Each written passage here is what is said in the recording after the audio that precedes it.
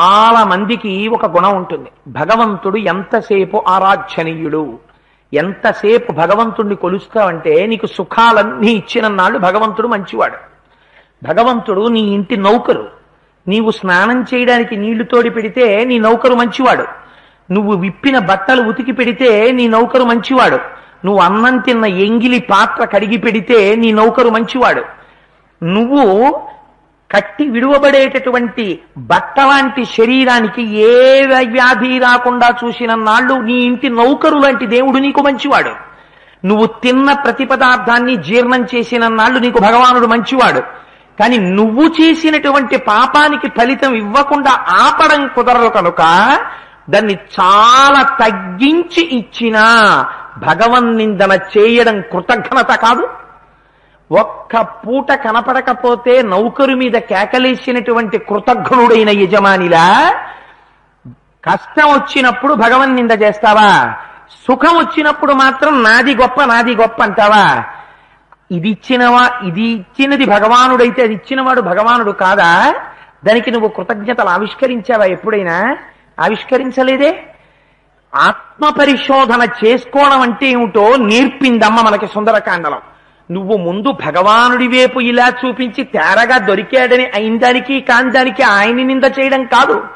నీ ఆత్మ పరిశోధన చేసుకో. స్వామి, ఎంత పాపం చేశానోనయ్యా, ఇవాళ నాకు ఈ ఫలితాన్ని ఇచ్చావా?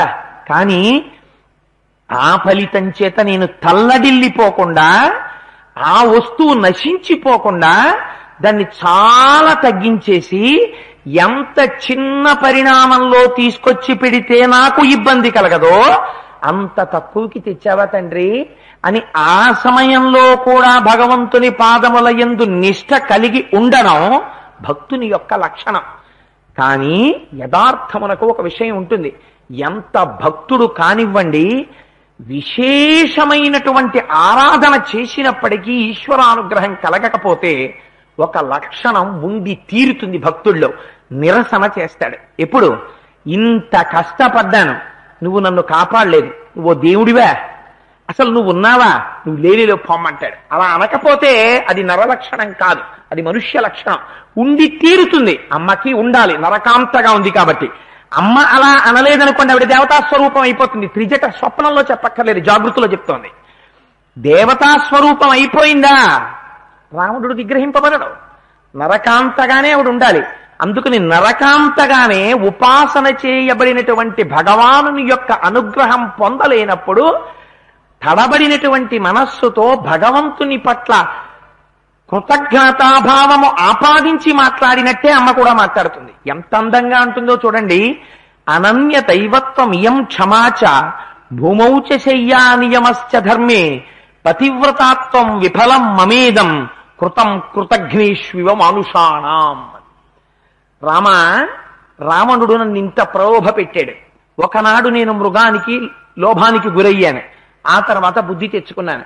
10 నెలలు రావణాసురుడు ప్రతి క్షణం మోహ పెట్టాడు, తన ఐశ్వర్యం చూపించాడు. నేను లొంగలేదు. అనన్య దైవత్వమియం క్షమాచ, వేరొకడు దైవం కాదు, నా భర్తే నాకు దైవం అని నమ్మాను. దీనోవా రాజ్యహీనోవా యోమే భర్తాస్తమే గురుహు అని చెప్పుకున్నాను. అంతటితో సరిపోయిందా? అనన్య దైవత్వం ఇయం క్షమాచ భూమౌచ శయ్యా నియమశ్చ ధర్మే, భూమి మీద పడుకున్నాను, ధర్మాల్ని పాటించాను, ఉపవాసం చేశాను. ఇన్ని చేసి నాకు రామానుగ్రహం మళ్ళీ కలుగుతుందనుకున్నాను. నాకు రామానుగ్రహం కలగలేదు. నువ్వు రాలేదు, నన్ను కరుణించలేదు. అందుకని నాకు ఈ బ్రతుకు అక్కర్లేదు. భూమౌచ శయ్యా నియమశ్చ ధర్మే పతివ్రతాత్వం విఫలం మమేదం, నా పాతివ్రత్యం విఫలమైపోయింది. నిన్ను నమ్మి నేను అనుసరించినటువంటి పాతివ్రత్యం నాకు ఫలితాన్ని ఇవ్వలేదు. అందుకని కృతం కృతఘ్నేష్వివ మానుషాణం, కృతఘ్నుడైన వ్యక్తికి ఉపకారం చేస్తే ఆ ఉపకారము ఎలా మరువబడుతుందో, నేను చేసినటువంటి ఉపాసన, నేను చేసినటువంటి పాతివ్రత్యం, నేనవలంబించినటువంటి వ్రతం అన్నీ కూడా నిష్ప్రయోజనములైపోయాయి. అందుచేత నేను ఈ శరీరంతో ఉండదలుచుకోలేదు. అయితే మరి రాముడి పట్ల ఉన్నటువంటి పాతివ్రత్యం విఫలమైతే వేరొక ఆలోచన వచ్చిందా అమ్మకి? రాదు. అది భావన వ్యగ్రత అంతే. అది నరుడికి వచ్చేటటువంటి వ్యగ్రత. మీరు చూడండి, అందుకే రామదాసు గారిని తీసుకెళ్లి కారాగారంలో పెడితే సీతమ్మకు చేయిస్తి చింతాకు పతాకాము రామచంద్ర, శత్రుఘ్నునకు చేయిస్తి ముచ్చాల మొలతాడు రామచంద్ర. ఏమయ్యా, నీకు నీ తండ్రి దశరథ మహారాజు ఇచ్చేనా రామచంద్ర, నీ మామ ఆజనక మహారాజు ఇచ్చేనా రామచంద్ర, ఎవడబ్బా సొమ్మా నీ కులుకూచు తిరిగేవు రామచంద్ర అని కాసేపాగి, ఈ దెబ్బల కోర్వక ఇంత తిట్టితి కాని రామచంద్ర, నా మీద ఆయాస పడబోకు రామచంద్ర అంటాడు. ఆ భావన వ్యగ్రత లేకపోతే అది నరత్వం కాదు, ఉపాసనలో ఆ వ్యగ్రత ఉపాసనలో ఉంటుంది. అంత స్థితి వచ్చేస్తే తప్ప అది ఫలితం ఇవ్వడం కష్టం. అందుచేత అమ్మ ఇవాళ నరకాంతగా ఉపాసన చేస్తే తప్ప, నరకాంతగా ఉంటే తప్ప రావణాసుర సంహారం జరగదు. అందుకని ఆ ఉపాసన బలం ఎంత గొప్పగా ఉంటే రావణుడు అంత తొందరగా నిహతుడవుతాడు. అందుకని చూడండి ఎంత ప్రయత్నం చేసిందో తల్లి. అందుకే శ్రీగుణ రత్నకోశంలో భట్టర్లు అంటారు, అమ్మా నువ్వు ఏ అవతారమైనా తీసుకో, ఒకనాడు కాళికగా వచ్చావు సంతోషం, ఒకనాడు చండీదేవిగా వచ్చావు సంతోషం, ఒకనాడు దుర్గాదేవిగా వచ్చావు సంతోషం, ఇంకెప్పుడు సీతమ్మగా మాత్రం నువ్వు రాకమ్మా అన్నారు. ఎందుకంటే అమ్మా ఏం చేస్తాడు రావణుడు, మమ్మల్ని కొడతాడు అంతే కదా, వాడు కొట్టిన దెబ్బలు తింటాం కానీ నువ్వు పడ్డ కష్టాలు మేము చదవలేమమ్మా, మేము తట్టుకోలేమమ్మా, మా కోసం నువ్వు నరకాంతగా నిలబడి ఇన్ని కష్టాలు పొందావా, ఇంకెప్పుడు నువ్వు అలా రావద్దమ్మా, నేను చదవలేనమ్మా రామాయణం అన్నారు. ఎంత భక్తో చూడండి నిజంగా. అందుకని అంటారు, అనన్యదైవత్వమియం క్షమాచ భూమౌచ శయ్యానియమస్య ధర్మే పతివ్రతాత్వం విఫలం మమేదం కృతం కృతఘ్నేష్వివ మానుషాణం అని ఆ తల్లి ఉరిపోసుకోవాలని నిర్ణయించుకుంది. ఇక్కడ మీరు ఒక్క విషయాన్ని జ్ఞాపకం పెట్టుకోవాలి. సీతమ్మ తల్లి జగన్మాత, ఆవిడ నరకాంతగా నటిస్తోంది. భర్త ఉన్నటువంటి స్త్రీ ఒక వ్రతం చెయ్యాలంటేనే భర్త యొక్క అనుమతి ఉండాలి. మీరు ఒక్క విషయం ధర్మశాస్త్రంలో బాగా జ్ఞాపకం పెట్టుకోండి. ఇవాళ రేపు తెలిసి తెలియని పనులు చాలా ఎక్కువైపోయాయి. శాస్త్రం ఏం చెప్పిందంటే, మీరు ఏదైనా ఒక వ్రతాన్ని ప్రారంభం చేస్తే దానికి అనుమతిని వేడుకోవాలి భర్త గారి దగ్గరికి వెళ్ళి. ఆయన ప్రత్యక్షమైనటువంటి దైవస్వరూపం. ఏమండి ఇవాళ నేను ఈ వ్రతం ప్రారంభిస్తున్నాను, భర్తే కైలాస గౌరనోమికి పసుపు కుంకం పట్టరావచ్చు, ఆయనే కారులో తీసుకెళ్లి అందరినీ పిలిచి రావచ్చు, ఆయనే అంటే సుబ్బలక్ష్మి గారు నీకు తోడొస్తారే గుళ్ళోకి వెళ్ళని చెప్పి ఉండుండొచ్చు. అయినా నువ్వు నోము చేసుకునే ముందు మాత్రం వంగి భర్త పాదములకు ముందు నమస్కారం చెయ్యాలి. చేసి పీట మీద కూర్చునే ముందు, ఏమండి నేను కైలాస గౌరి నోము చేసుకుంటున్నాను, మీరు నన్ను అనుమతించి కటాక్షించి ఈ వ్రతం పూర్తయ్యేటట్టుగా నన్ను ఆశీర్వచనం చెయ్యండి అంటే, భర్త ఆశీర్వచనం చేసి నువ్వు వ్రతం చేసుకో కూర్చో పీటల మీద అని అనుమతిస్తే అది సమగ్రతని పొందుతుంది. ఒకవేళ తెలియక అలా నమస్కారం చేయకపోయినా ఆంతరమనందు భక్తి ఉన్నవారు కాబట్టి రేవతి గారి వ్రతం పూర్తవుతుంది. అందుచేత భర్త యొక్క అనుమతిని స్వీకరించాలి వ్రతం చేసే ముందు. ఆ వ్రతం చేసేటప్పుడు భర్త యొక్క అనుమతి అవసరం. భర్త అనుమతి లేకుండా ఊళ్ళో అందరి కాళ్ళకి నమస్కారాలు పెట్టి భర్త కాళ్ళకి మాత్రం నమస్కారం పెట్టకుండా ఆయనకి టిఫిన్ చేయడం మానేసి గంటల గంటలు పూజామందిరంలో కూర్చుంటే ఫలితముండదు. పైగా నీ స్వధర్మాన్ని విడిచిపెట్టావు కాబట్టి పాపము నీ ఖాతాలో జమ చేస్తారు. ఎవరి ధర్మం వారిదే. నువ్వు ఆయనకి ప్లేట్ ఇడ్లీ తయారు చేయి, నేను యథార్థమైన మాట చెప్తున్నాను ధర్మశాస్త్రంలోంచి, ప్లేటు ఇడ్లీ తయారు చేసి పళ్ళెల్లో పెట్టి ఆయనకి పెట్టు, ఆయన ఆ 2 ఇడ్లీలు ఆయన కూర్చుని తిని వెళ్ళిపోతే నీ ఇంట్లో వెంకటేశ్వర స్వామి వారు వచ్చి ఇడ్లీ తిని వెళ్ళిపోయినట్టే, నీ ఖాతాలో ఆ ఫలితం పడిపోతుంది. ఆడదానికి అదృష్టం ఇచ్చేసింది ధర్మశాస్త్రం. పురుషుడు తనంత తాను ప్రయత్నపూర్వకంగా మనసు నిలబెట్టి పూజ చెయ్యాలి. అలా నివేదన చేసి ఈశ్వరుడు అంగీకరిస్తేనే వాడి ఖాతాలో ఫలితం. స్త్రీకి అలా ఉండదు. భర్త యందు దైవాన్ని చూసి చేస్తే స్త్రీ ఖాతాలో పుణ్యాన్ని వేసేస్తారు. ఇన్ని రహస్యాలు ఇన్ని ధర్మాలు తెలుసున్నటువంటి సీతమ్మ ఉరి పోసుకుంటుందా? అలా పోసుకోవచ్చా? ఉరి పోసుకుని ప్రాణం విడిచిపెట్టచ్చా? ఆత్మహత్య మహాపాతకం కదా, మరి అటువంటి సీతమ్మ ఆత్మహత్య చేసుకుంటుందా? అంటే ఇన్ని ధర్మములు తెలుసున్న వ్యక్తి కూడా ఆత్మహత్య చేసుకోవడం తప్ప వేరొక మార్గం లేనంత దారుణమైన స్థితిలోకి నెట్టిన వాడికి అమ్మ ఇక్కడ విషం తాగుదామంటే ఇచ్చేవాడు లేడు రా అంది. ఇది గమ్మత్తు. చచ్చిపోదామంటే పొడుచుకుందామంటే కత్తిచ్చేవాడు లేడు రా ఇక్కడ అంది. రాక్షసత్వం అంటే ఏమిటో తెలుసా అండి? మిమ్మల్ని బతుకుదామంటే బతకనివ్వడు. పోన్లేరా నీ చచ్చిపోతానంటే మిమ్మల్ని చావనివ్వడు. చావనివ్వడు, బతకనివ్వడు. చావనివ్వక బతకనివ్వక మీరు ఉడికిపోతుంటే బాధ పెట్టిన వాడే రావణాసురుడు. పేపర్లలో అప్పుడప్పుడు మనం చదువుతుంటాం.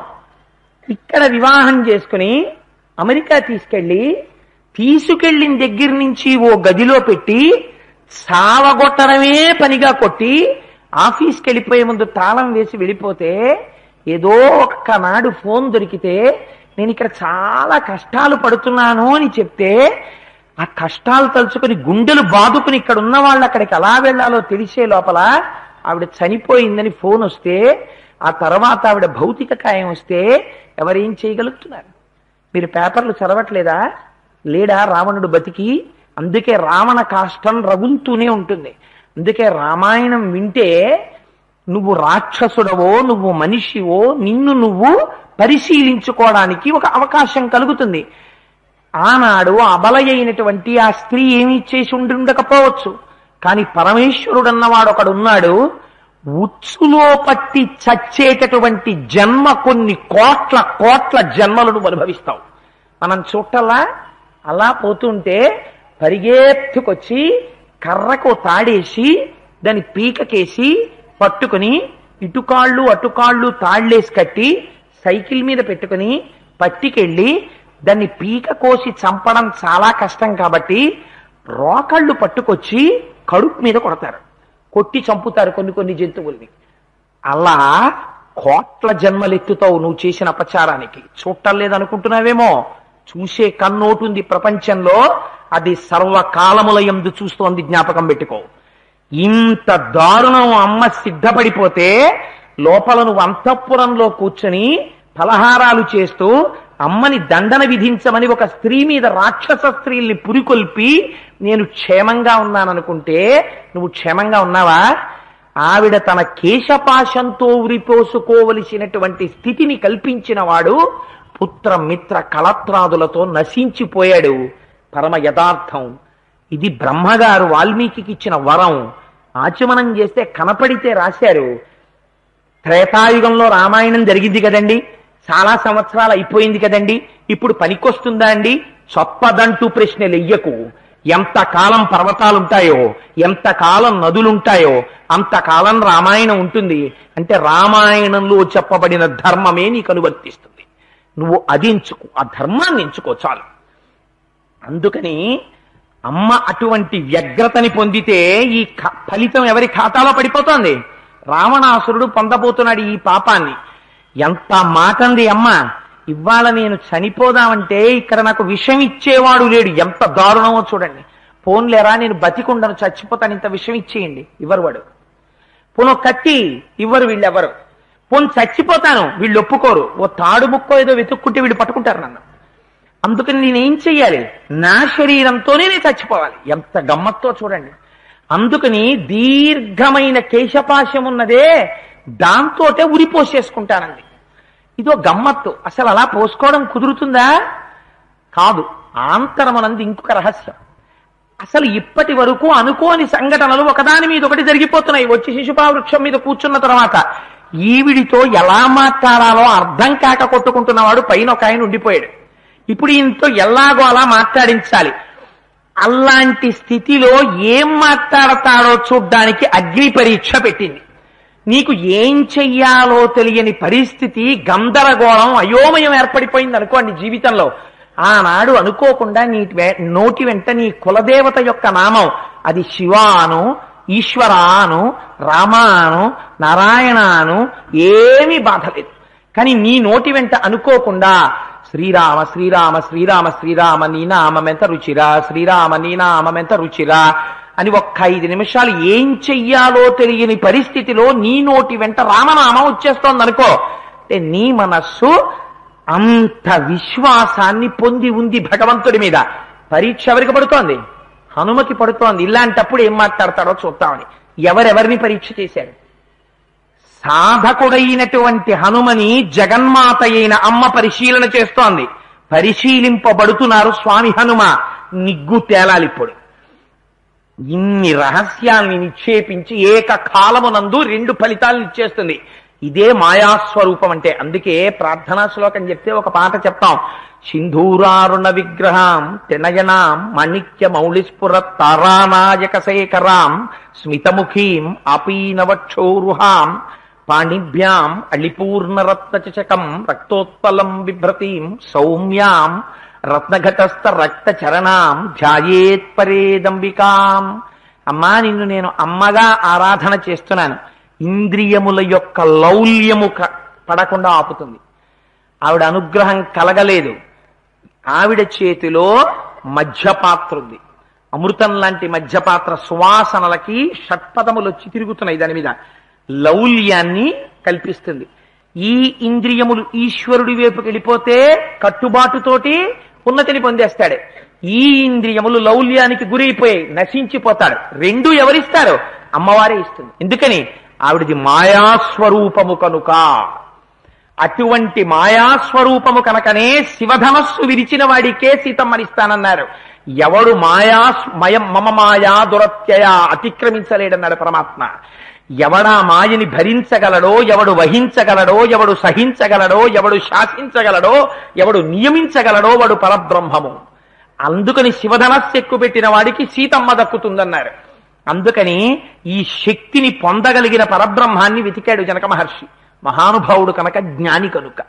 సరే, అందుచేత తల్లి అనుకుంది, సీతాధవేణ్యుద్గ్రధనం గృహీత్వా అని ఒక్కసారి వెళ్ళి అహంగమిష్యామి యమస్య మూలం ఉపస్థిత సామృదు సర్వగాత్రి శాఖా గృహీత్వాదనగస్య తస్య.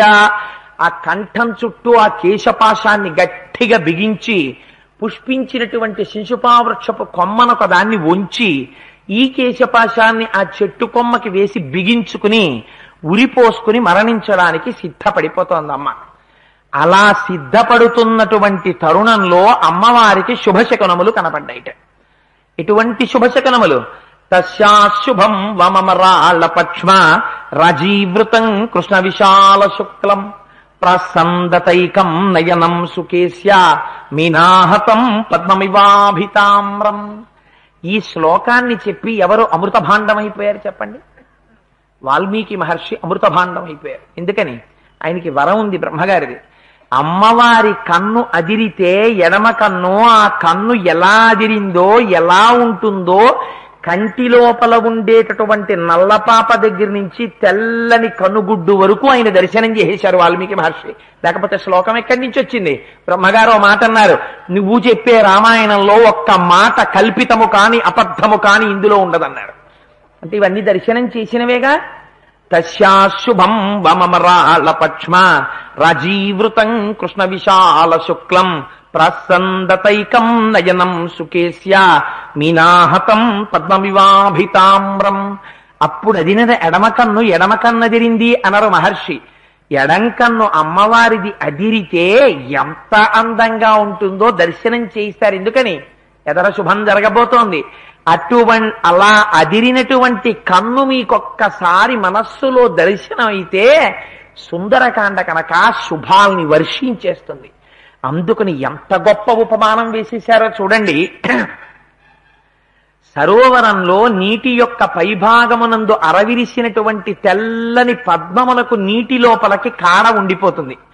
ఆ నీటి లోపలికి ఉండిపోయినటువంటి కాడ పక్కకి వచ్చి ఒక చాప నిలబడింది. మీకు కనపడుతుందా? కనపడదు. నీటి లోపల ఉన్న కాడ పక్కకి వెళ్ళి ఒక చాప నిలబడినట్టు మీకు తెలియదు. చాపకు ఒక గమ్మత్తు ఉంటుంది. వచ్చి నీటిలో నిలబడింది అనుకోండి, అలా నిలబడుతుంది. మొప్పలు ఇలా ఇలా కదులుతుంటాయి, తెలుస్తుంది. నోరు ఇలా ఇలా ఇలా ఇలా అంటుంటుంది. ఇలా బుడగలు బుడగలు బుడగలు బుడగలు వస్తుంటాయి, తెలుస్తుంది. మళ్ళీ అలా ఏం ఉండదు, కదిలిపోతుంది. కదిలిపోయే ముందు గమ్మత్తుగా దాని తోక ఇలా ఉంటుంది. అలా ఉన్న తోకని సరంగు తెడ్డేసినట్టు ఇలా అంటుంది. అలాగట ఒక్కసారి మళ్ళీ వెళ్ళిపోయే ముందు ఆ తామర తూడు పక్కకి వచ్చి నిలబడినటువంటి చాప తోకని ఇలా కదిపిందిట, కదిపి వెళ్ళిపోయిందిట. ఆ వెళ్ళిపోవడంలో ఇలా కదిపినటువంటి తోక వెళ్ళి గబుక్కుని ఆ పక్కనున్న తామర తూడికి తగిలిందిట. తూడు కదిలిందిట. ఆ తూడు మీద నీటి మీద ఉన్న పువ్వు కూడా ఒక్కసారి అలా కదిలిందిట. ఆ కదలిక ఎంత అందంగా కదిలిందో అమ్మవారి ఎడం కన్ను అలా కదిలిందిట. ఎంత గొప్పగా ఆవిష్కరించారో చూడండి మహర్షి. తస్యాశుభం వమమరాళ పక్ష్మ. మీకు తెలిసో తెలియకో అమ్మ కన్నుల వంక మీరు ఇలా చూసేశారనుకోండి, ఏమవుతుంది? దృశాద్రాఘీయస్యాదరదలిత నీలోత్పల రుచ. అమ్మవారి కంటి కాంతి మీ మీద పడిపోతుంది. పడిపోతే ఏమైపోతుంది? రక్షణని పొందేస్తారు. అదే సుందరకాండలో ఉన్న రహస్యం. అమ్మ యొక్క కనుచూపు మీ మీద పడేటట్టు చేసేస్తారు మహర్షి. అందుకని తస్యాశుభం వమమరాళ పక్ష్మ. సుందరకాండలో నాకు అత్యంత ప్రీతిపాత్రమైన శ్లోకాల్లో ఇదొకటి.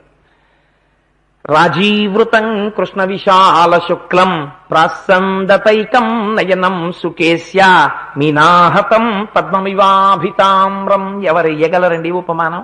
వాల్మీకి మహర్షి కాబట్టి వెయ్యగలిగారు. ఎన్ని మాటలు మన శిరస్సు తీసుకెళ్లి ఆయన పాదాలకి తాటించి నమస్కరిస్తే ఆయన రుణం తీర్చుకుంటాం. ఆయనకి ఏం కావాలి? అయ్యో బిడ్డలు అమ్మ కంటిని ఇలా దర్శనం చేస్తే కష్టాల్లోంచి పైకొస్తారని మన కోసమని అమ్మ కంటి వైపు చూసేటట్టుగా మంది చేశారు అటువంటి ఉపమానం వేసేసి. అందుకే నీకు పుట్టుకతో ఋషి రుణం ఉందిరా అంది శాస్త్రం. రామాయణం వింటే, రామాయణం చదివితే, రామాయణం పుస్తకం కొని ఇంట్లో పెడితే తప్ప నీ రుణం తీరదురా అంది. లేకపోతే రుణం ఉంచేసుకుని వెళ్ళిపోతావురా, అందుకని చదవరా రామాయణం, ఋషి రుణం తీర్చుకో అంది. సరే, అందుచేత అమ్మవారి కన్నదిరింది. కానీ బాధపడిపోతున్న వారెవరు? పైన కూర్చునున్నాడు మహానుభావుడు శిశుపావృక్షపు శాఖలలో. ఆయన చూస్తున్నారు స్వామి హనుమ.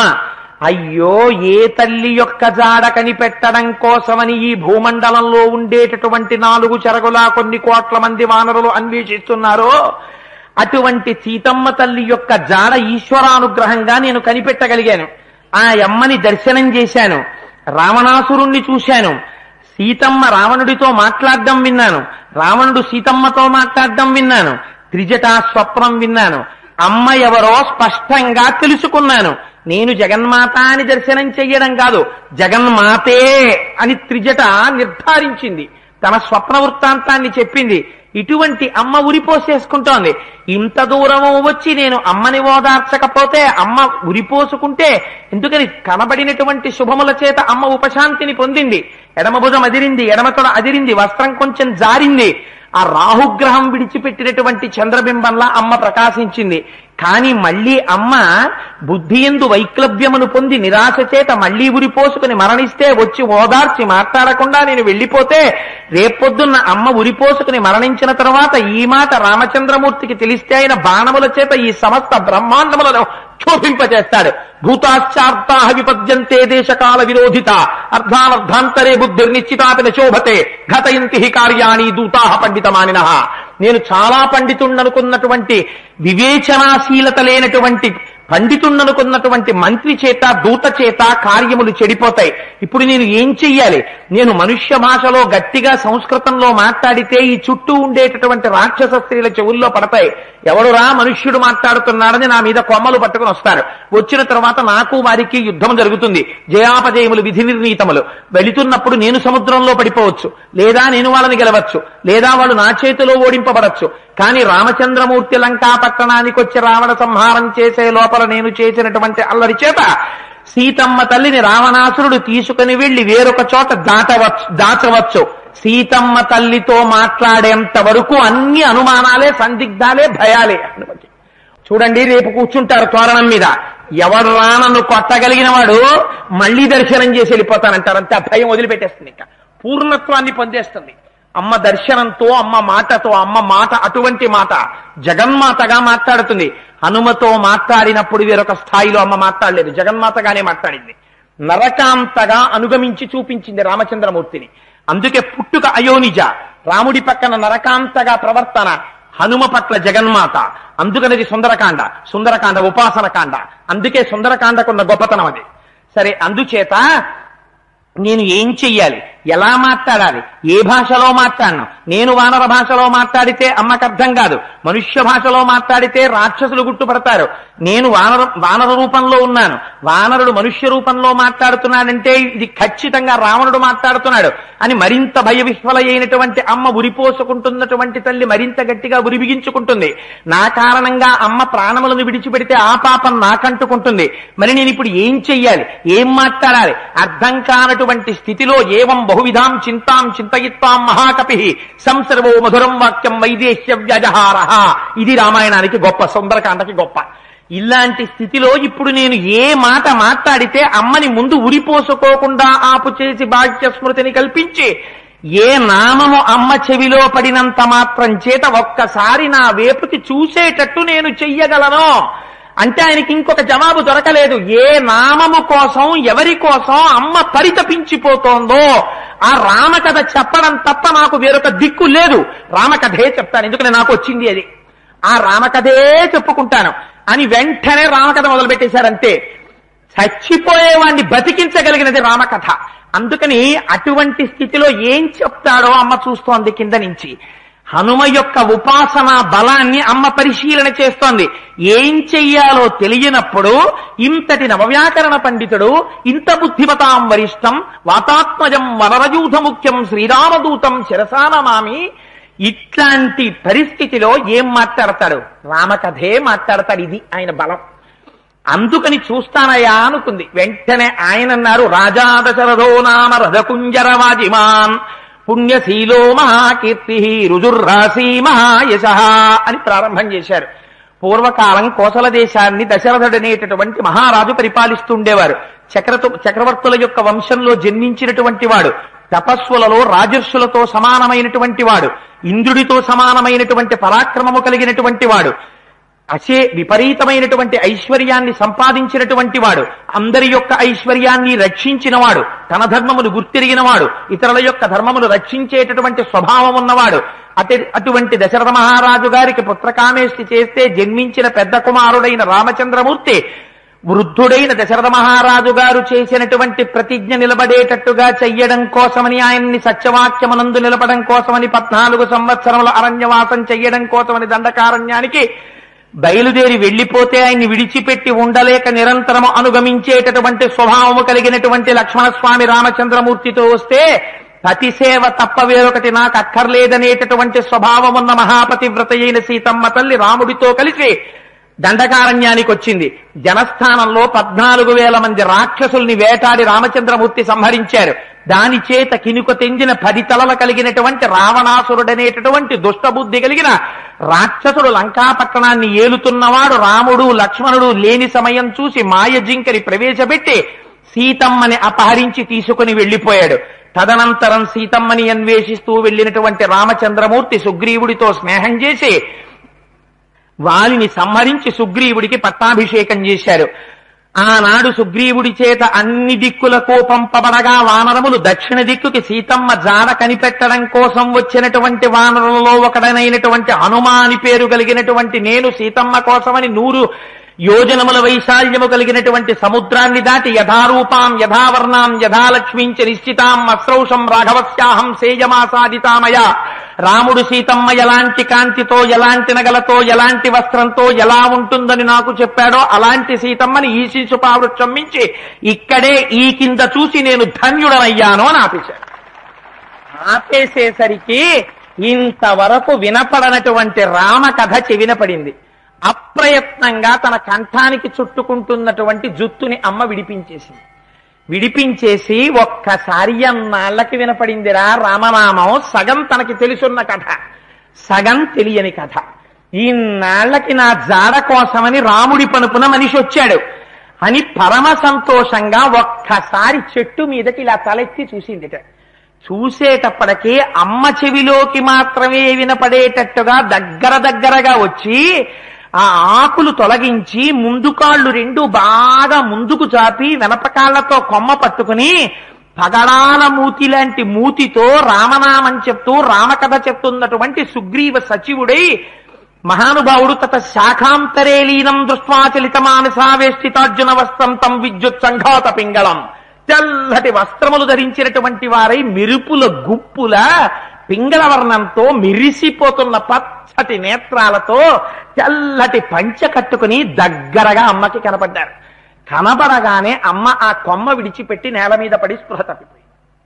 ఎందుకని స్పృహ తప్పిపోవడం? మరి ఇంత మంచి మాట విని కూడా.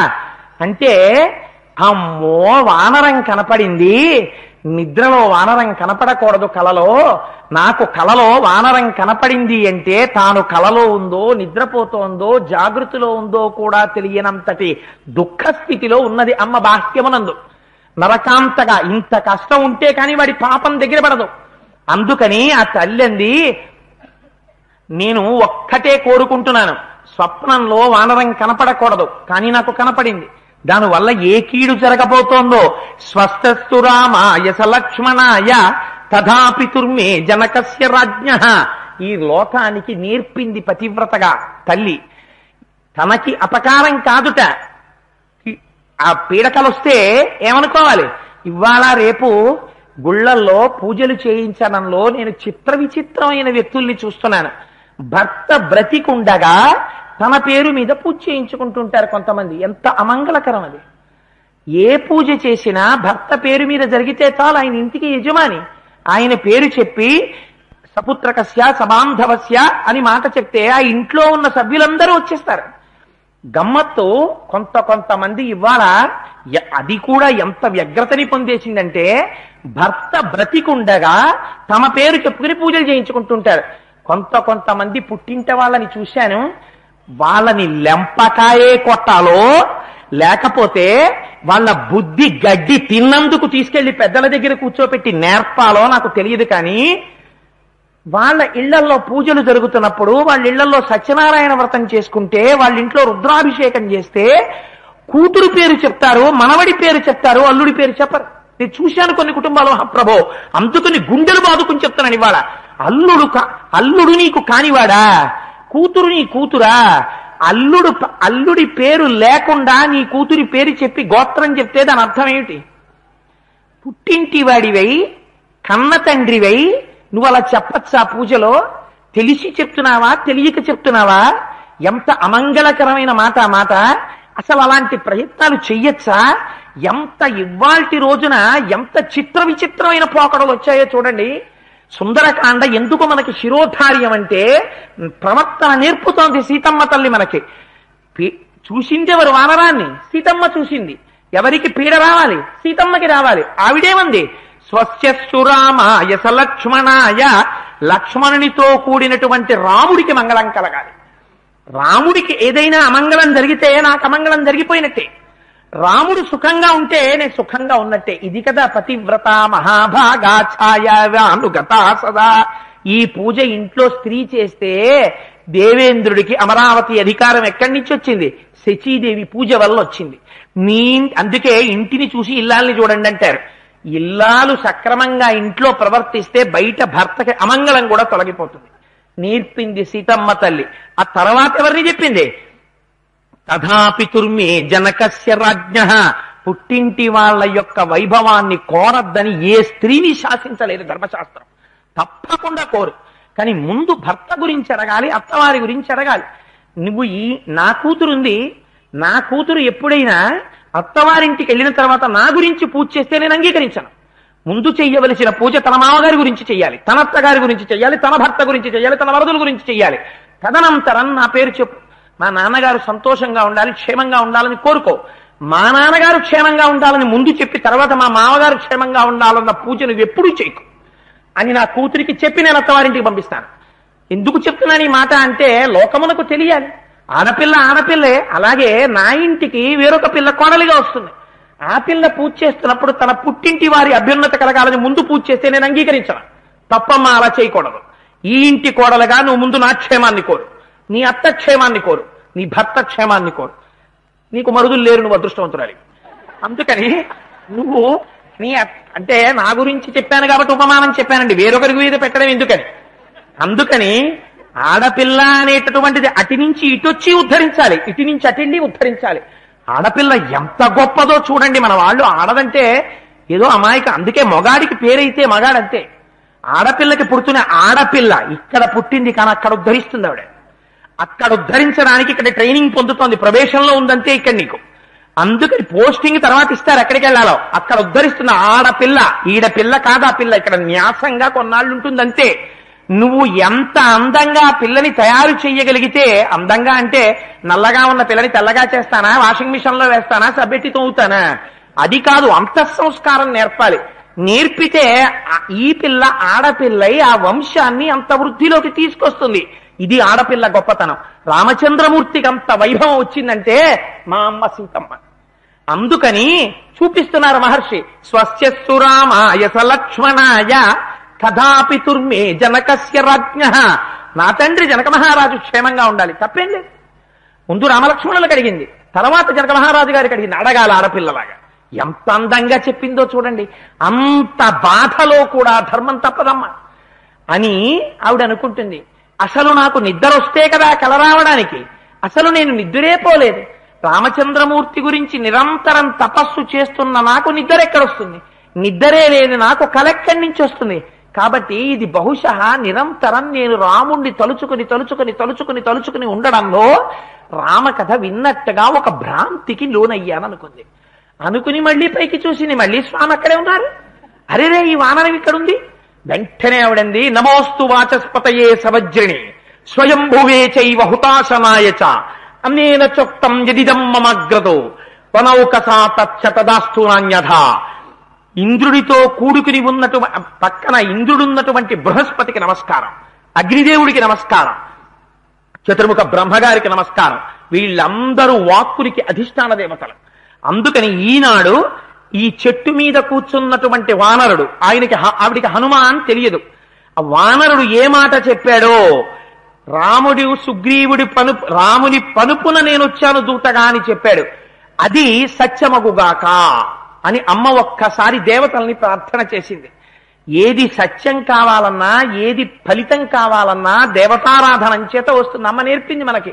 నమోస్తు వాచస్పతయే సవజ్రిణే స్వయంభువే చైవ హుతాశనాయ చ అనేన చోక్తం యదిదం మమగ్రతో వనౌకసా తచ్చతదస్తు నాన్యథ అని నమస్కారం చేసింది. చేసిన తరువాత స్వామి హనుమ కొంచెం కిందకి కొమ్మల దగ్గరికి వచ్చారు.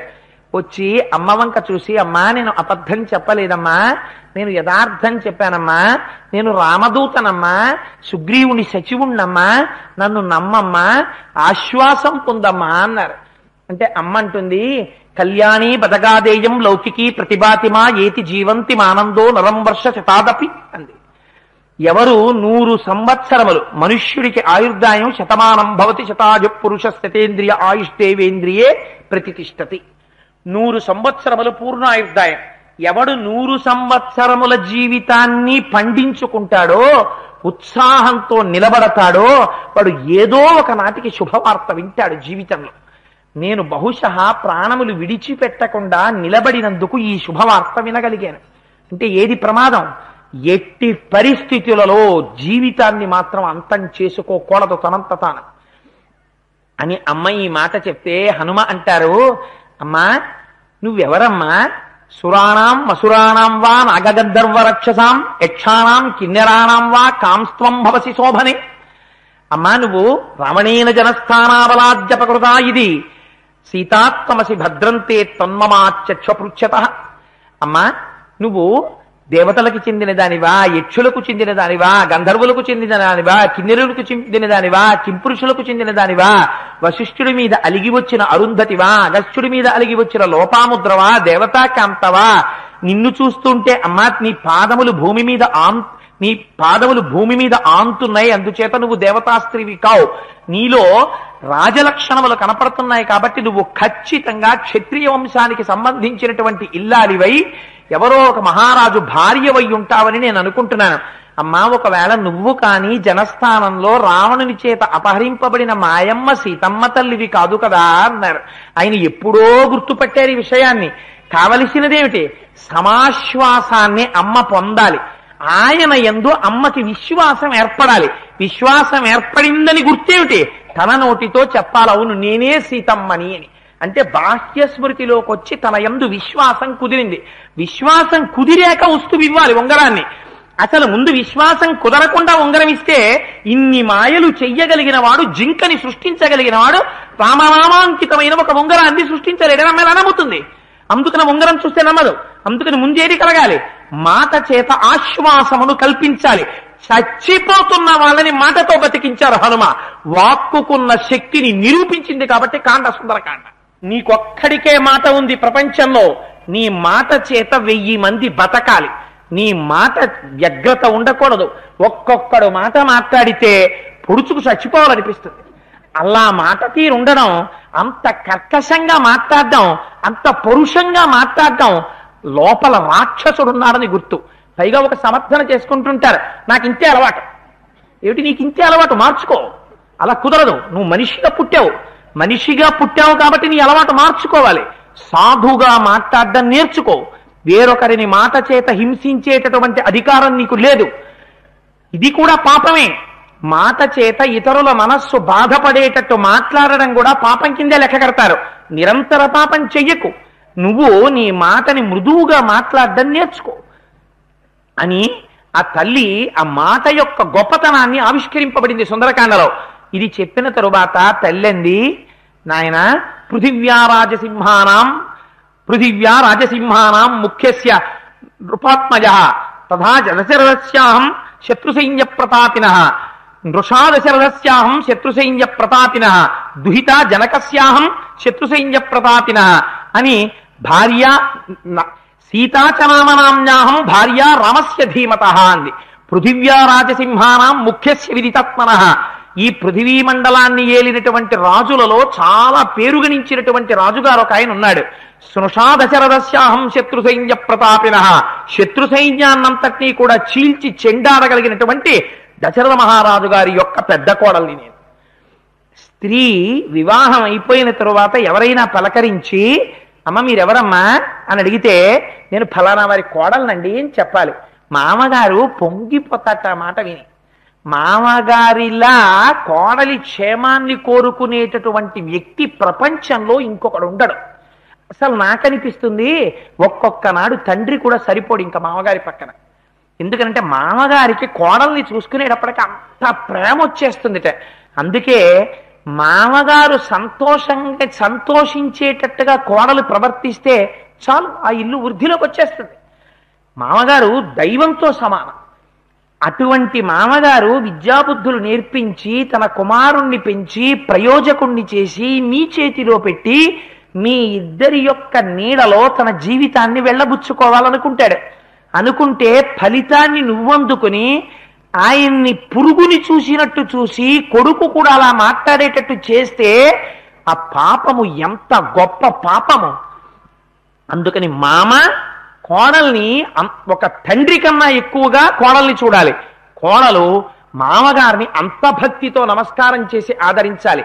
అందుకే వివాహం అయితే ఎవరమ్మా నువ్వు అని అడిగితే ముందు మామగారి పేరే చెప్తారు. నేను ఫలానా వారి కోడలనండి అని చెప్తారు. అందుకని ఆవిడ చెప్పడంలో కూడా అంత అందాన్ని పాటించింది. స్నుషా దశరథస్యాహం శత్రు సైన్య ప్రతాపినః దుహితా జనకస్యాహం వైదేహస్య మహాత్మనః. నేను విదేహ వంశంలో జన్మించినటువంటి జనక మహారాజు గారికి కూతుర్ని. సీతాచనామనాంనాహం భార్య రామస్య ధీమతః. ఈ శరీరానికి పేరు సీత, నాగటి చాలుకు పుట్టాను కాబట్టి. కానీ ఎవరి ఇల్లాల్ని? భార్య రామస్య ధీమతః, బుద్ధిమంతుడైన రామచంద్రమూర్తి యొక్క ఇల్లాల్ని. ఇందులో ఒక అందమైనటువంటి శ్లేష చెప్పారు. బహుశः అది ఉంటేనే నరకం ఉంటుందేమో కూడా. అది చాలా అందమైన వ్యాఖ్య. ఎందుకంటే ఒక నరకాంతగా ఉన్నటువంటి స్త్రీ అన్ని కష్టాలు పడిపోయిన తర్వాత తెల్లవారితే భోగి పండగ, రోజు ఉపన్యాసాలను వెళ్ళిపోతాడు. కొట్టు కట్టే వేళకి ఇంటికి వస్తాడు. ఇంకేముంటాయో 10 అయిపోయింది, కొట్లుండవు, రేపు తీసుకెళ్తానులే చీర కొనడానికి అంటూ, అంటే ఫాల్లో ఏదో అది కొనుక్కోవాలి, అది వేసుకోవాలి చీరకి అని ఆవిడ చెప్తుంటే, లేదు రేపు తప్పకుండా వెళ్తాం, ఎంతసేపు పాలు, నా శిష్యుల్లో ఎవరో ఒకళ్ళు టైలర్ ఉన్నారు, నేను కుట్టిస్తాను కదా అంటున్నాడు. తెల్లవారితే భోగి పండగ. ఆ రోజు రాత్రి కూడా 10ంటికి ఇంటికి వచ్చాడు అనుకోండి, మర్చిపోయి వస్తే ఆ రోజు కూడా చందన దర్శనం అవ్వలేదనుకోండి. అవ్వకపోతే అంటే చందన దర్శనం అంటే మీకు అర్థమైపోయింది. పోతే అప్పుడు భర్త పట్ల ఆహాహా ఎంత అదృష్టం అండి మీలాంటి భర్త, ఊళ్ళో ఉన్న వాళ్ళందరినీ ఎంత ఉద్ధరిస్తారో, నా అదృష్టం నేను ఊళ్ళో వాళ్ళల్లో ఒకరినైనా బాగుండేది, పెళ్ళాన్నై పుట్టాను, ఓ చీరకి నోచుకోలేదు మీతో వెళ్ళి కొనుక్కోవడానికి అందనుకోండి. అలా అంటేనే భార్య. అలా అనకుండా మీరు లోకంలో వారికి చక్కగా ఉద్ధరించి వచ్చినారో, చీర కొనుక్కోకపోతే ఏమి ఎందనుకోండి, ఏదో కొంచెం బేలగా ఉంటుంది కదా, అంత మరీ తట్టుకోలేవు అంతంత పాతివ్రత్యాలు. అలా అంటేనే ఓ అందంగా ఉంటుంది. లేదే పొద్దున తీసుకెళ్ళిపోతాను అని భర్త కూడా వంగిపోయి అంత కోపగించుకోకే అని చెయ్యో కాలో పట్టుకుంటే అప్పుడే దానికి ఒక సమగ్రత వస్తుంది. నేను అమ్మవారు కూడా అలా ఉంటేనే దానికి అందం. అందుకని ఆవిడ ఎంత అందంగా చెప్పిందో చూడండి. ఆవిడంది, దశరథ మహారాజు గారి కోడలనయ్యా అంటే, మరి మీ మామగారు రక్షించడా అమ్మా? ఉంటేగా మహానుభావుడు ఊర్ధ్వలోకాలకి వెళ్ళిపోయాడు. ఆయనే ఉంటే నాకీ కష్టం ఎందుకు? మరి ఏమ్మా మీ మామగారు లేకపోతే మీ నాన్నగారు విదేహ వంశానికి చెందినవాడు, ఈ దేహమే నేను కాదనేవాడు. ఎవడి కష్టం ఎవడి కర్మ వాడిది అనే రకం. అందుకు ఆయన పట్టించుకోడు. ఏమమ్మా మరి నిన్ను నువ్వు రక్షించుకోవా? నేను సీతమ్మని, స్త్రీ శరీరం, భర్త రక్షించాలి తప్ప వేరొకరు రక్షించకూడదు. నేను తపస్సు చేస్తున్నదాన్ని. పోన్లే అమ్మా మరి మీ ఆయన రక్షించడా? అబ్బో ఏం చెప్పమంటారు, రామస్య ధీమత, చాలా బుద్ధిమంతుడు, అన్ని అస్త్రాలు తెలుసు, అన్ని శస్త్రాలు తెలుసు, ఎక్కడో గుహలో పడుకున్నాడు, ఇప్పటికి రాడు, రక్షించాడు. ఇదిగో ఇలా పడున్నాను శత్రువుల పంచన, ఇంత ఉపవాసం చేస్తూ. ఆ భావన వ్యగ్రత ఉంటే తప్ప సీతమ్మని గబుక్కుని తప్పు కట్టకండి. 10 నెలల నుంచి ఎంత కష్టపడిందో, ఇన్నాళ్ళకి క్షేమం అడిగేవాడు వస్తే ఆ మాత్రం మాట నోటంటే రాదండి. నరకాంతగా ఉంది కాబట్టి రావాలి. అలా అమ్మవారు ఉంటేనే రావణుడు తలకాయలు తెగిపోతాయి. అందుకని అమ్మ అలాగే మాట్లాడింది. బహుశా లక్ష్మీదేవిలా ఉంటే ఆవిడ మాట్లాడదు, మాట్లాడవలసిన అవకాశం ఉండదు.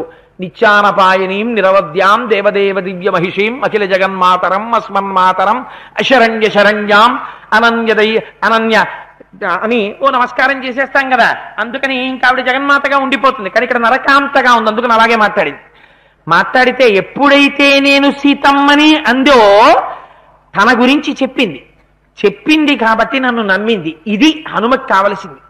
ఈ నమ్మకం సంపాదించుకున్నాను. ఎంత సంతోషమో స్వామికి. ఇంకా గబగబా ముందుకి దిగి వచ్చేస్తున్నారు. పిల్లాడు అమ్మేది అని ఇలా కట్టెన్లు తీసి అన్ని గదుల్లోనూ వెతుకుతుంటాడు. 4 గదులు వెతికేసిన తర్వాత అమ్మ కనపడలేదనుకోండి, ముఖం కొంచెం మారిపోతుంది, కళ్ళిలా చిట్లించేసి అమ్మేది అని కంఠం మార్చేస్తాడు. అక్కడ నాలాంటి వెటకారం మనిషి వాడు ఉన్నారనుకోండి, మీ అమ్మ ఊరెళ్ళిపోయింది అంటాడు.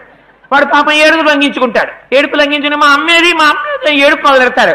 అంటే పాపం ఆ తల్లి ఎక్కడో బాత్రూంలో స్నానం చేస్తుంటుంది. స్నానం చేస్తున్నది, ఇక్కడే ఉన్నాను రా, ఎడవకి వచ్చేస్తాను ఒక 5 నిమిషాల్లో అంటుంది.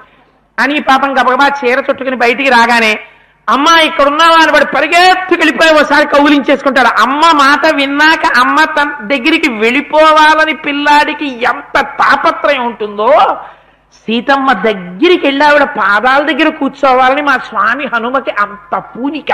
ఆయన సాధకుడు, యోగి పుంగవుడు. దగ్గరికి వస్తుంటే అమ్మ చూసి మూర్ఛపోయింది. మళ్ళీ మూర్ఛ లేచంది, మళ్ళీ నువ్వు దుర్మార్గుడవైన రావణుడివి మళ్ళీ రూపం మార్చుకుని రాలేదు కదా. వేటుపడిపోయిన ప్రాణం శంకిస్తుందంటారు చూడండి. ఒక్కొక్కళ్ళు ఒకరి చేత విపరీతంగా మోసపోయారనుకోండి, వాళ్ళకి ఇంకా జాతి అంటే ద్వేషం పుట్టేస్తుంది. ఒక పురుషుడు ఒక స్త్రీని విశేషమైన మోసం చేసేసాడు అనుకోండి, పురుషుడన్నవాడు కనపడితే చాలు ఇంకా భావన వ్యగ్రత ఏర్పడిపోతుంది. అలాంటి రోజున మనం సిగ్గుపడాలి నిజంగా. అయ్యయ్యో ఆ స్థితిని పొందేసిందే ఒక స్త్రీ, ఎంత బాధపడిందో ఆ తల్లి అనిపిస్తుంది. ఎవరైనా కనపడితే అది రావణాసురుడు మారువేషమేమో అని అనుమానం వచ్చేస్తోంది తల్లికి. ఎందుకని ఒకనాడు సాధు రూపంలో వచ్చాడు, ఒక సన్యాసి రూపంలో వచ్చాడు, పరివ్రాజకుడి రూపంలో వచ్చాడు, నమ్మింది, ఎత్తుకుపోయాడు. ఏమో ఇవాళ మళ్ళీ కోతి రూపంలో వచ్చాడేమో, బెంగ పెట్టుకుందమ్మా. నువ్వు మళ్ళీ నేను తపస్సు చేస్తూ నిరాహారనై ఉపవసించి భూమి మీద పడి ఉంటే నా మనస్సు క్షోభ పెట్టడానికి మళ్ళీ వానర రూపంలో వచ్చావా అంది.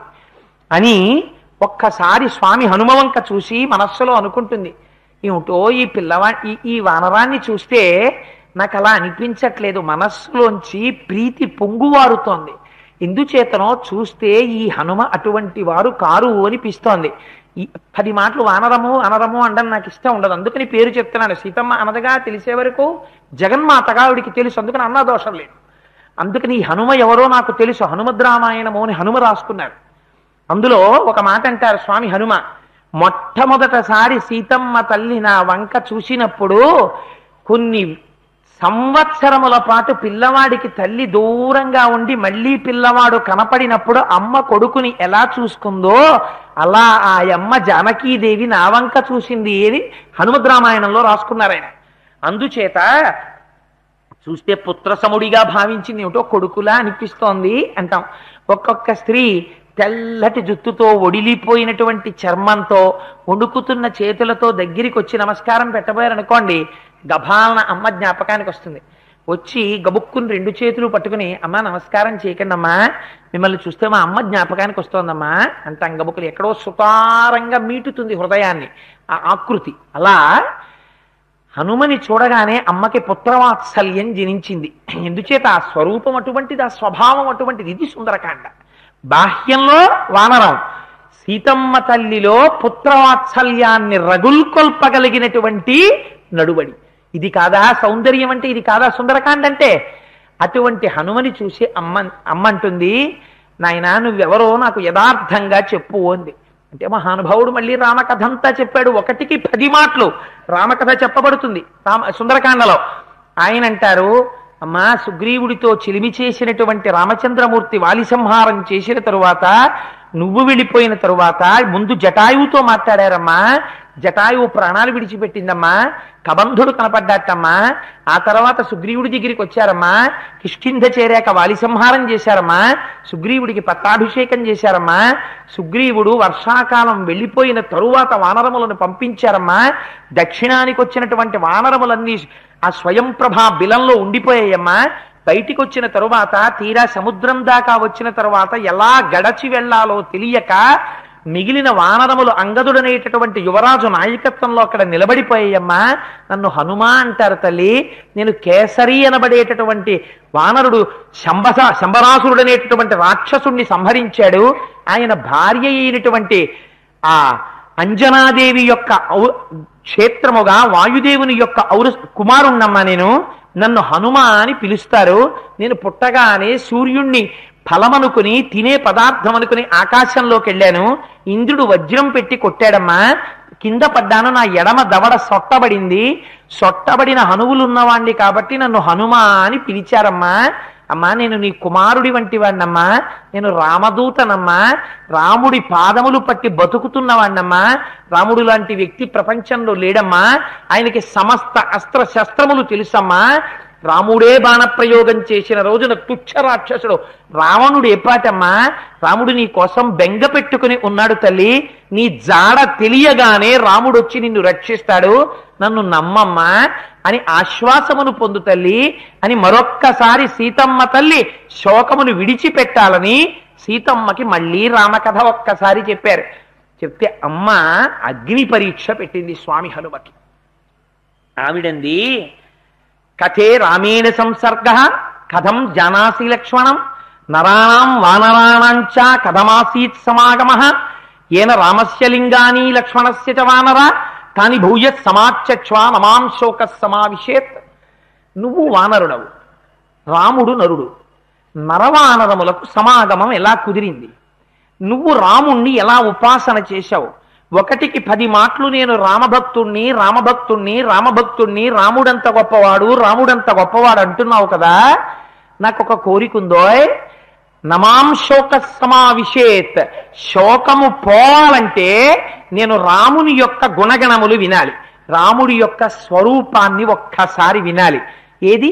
నువ్వంత రామభక్తుడైతే రాముడు ఎలా ఉంటాడో చెప్పు చూస్తానని. ఇప్పుడు రామచంద్రమూర్తి యొక్క సౌందర్యాన్ని బాలాత్రిపుర సుందరీ స్వరూపమైన అమ్మ ప్రశ్న చేసింది. ఇప్పుడు చెప్పాలి.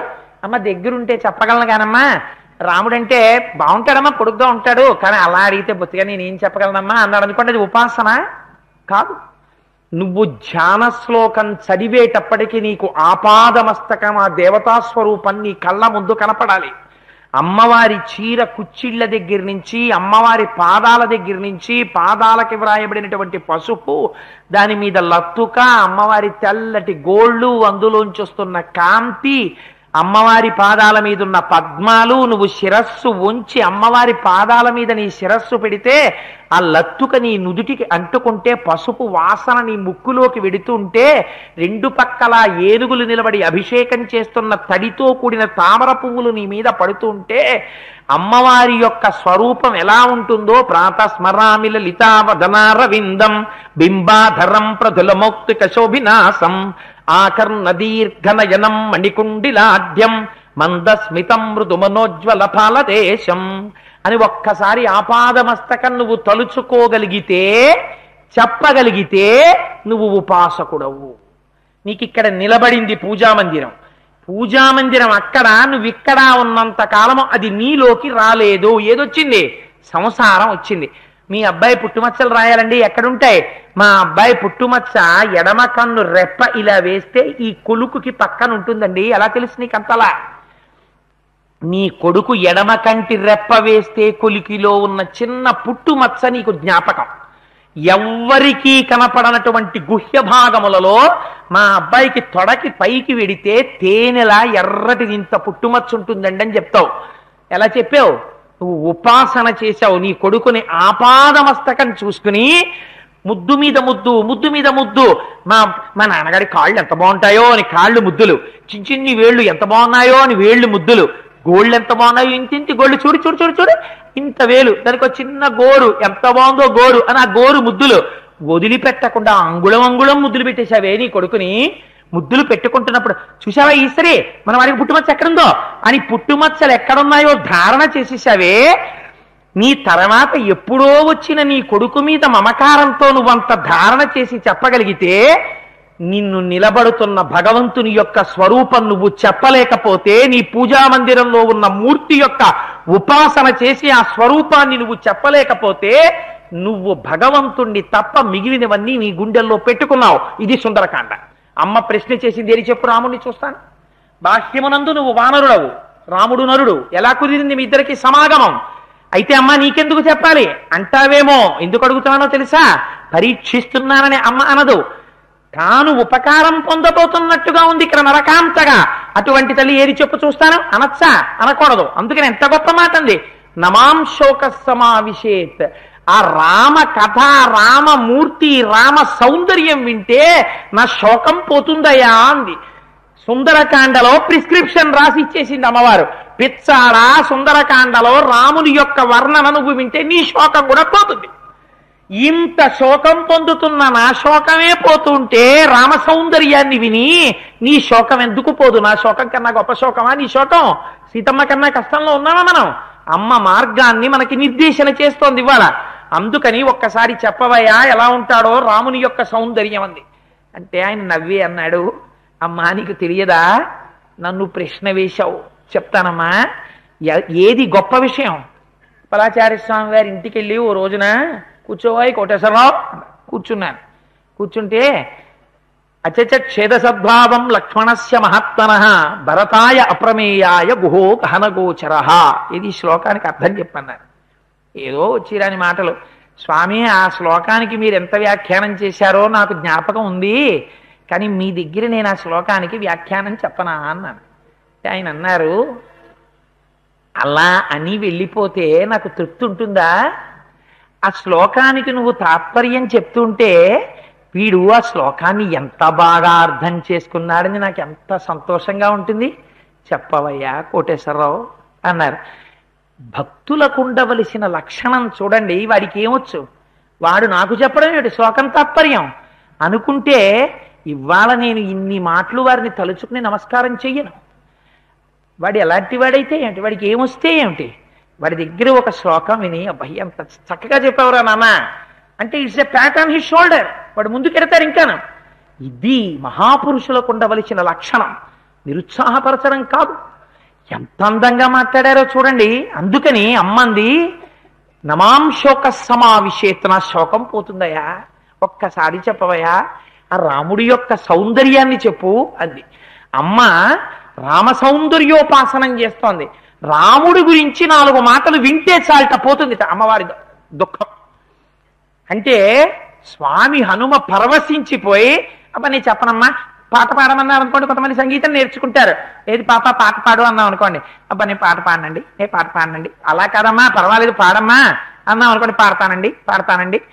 ఏ పాట పాడనమ్మా, ఏ పాట పాడనమ్మా అని తల్లి చెవు కొరుక్కు తినేసిన తర్వాత పాప ఆవిడ బాగుండదని పాడవే, ఈ పాట పాడవే అంటుంది. తర్వాత పాడతాను. అబ్బా ఆయన చూస్తున్నారు. ఈలోగా విసిగెత్తిపోయి ఆ బ్రహ్మగారు అంటారు, అయ్యా మంత్రపుష్పం చెప్పేస్తానులేండి అంటాడు.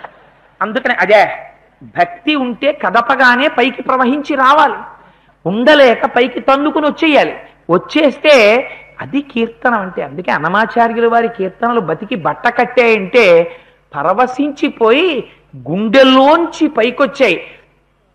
పగటు అలవేల్మంగ పగటు శ్రీ వెంకటేశు పట్టపూరాణి నెగడు సతి కలలకు